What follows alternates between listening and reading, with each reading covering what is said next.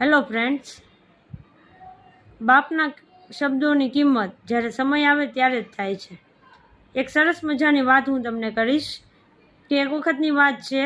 એક મોટી કંપનીમાં એક છોકરો જોબ કરતો હતો. મેનેજરની પોસ્ટ પર, સારી એવી પોસ્ટ પર જોબ કરતો હતો.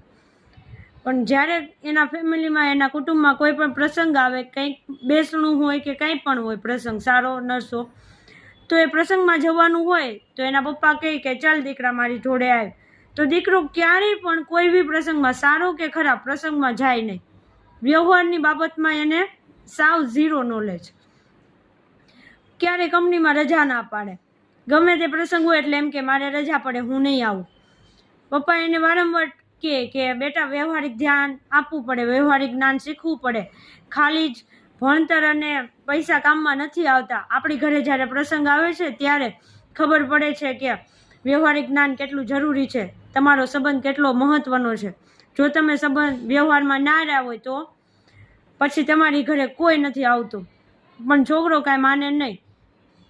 જ્યારે મોટો થઈ જાય છે પછી એની ઘરે દીકરી આવે છે અને એના લગ્ન સમયે જ્યારે એના ઘરે પ્રસંગ હોય છે અને ત્યારે એના લગ્ન પ્રસંગમાં વિધિન 10 થી 15 લોકો હોય છે, હાજર રહે છે. ત્યારે એ છોકરાને ભાન આવે છે કે નહીં, મારા પિતાજી જે કહેતા હતા એ સાચું હતું કે આપણે બીજાના પ્રસંગમાં જવું જોઈએ. ખાલી ફ્રેન્ડ સર્કલ જ ઇમ્પોર્ટન્ટ નથી, સગાવાલા પણ ઇમ્પોર્ટન્ટ છે. કેમ કે સગાવાલા જ આપણને સારા અને ખરાબ પ્રસંગમાં સાથ આપે છે. તો મારે તમને બધાને એક જ સલાહ કે નાના કે મોટા પ્રસંગમાં જતા શીખો. અત્યારની જે જનરેશન છે એને ખાલી ફ્રેન્ડ સર્કલ ઉપર જ ડિપેન્ડન્ટ રહે છે. તો ફ્રેન્ડ સર્કલ જરૂરી છે, નો ડાઉટ, બટ સાથે સાથે સગાવાલા પણ જરૂરી છે.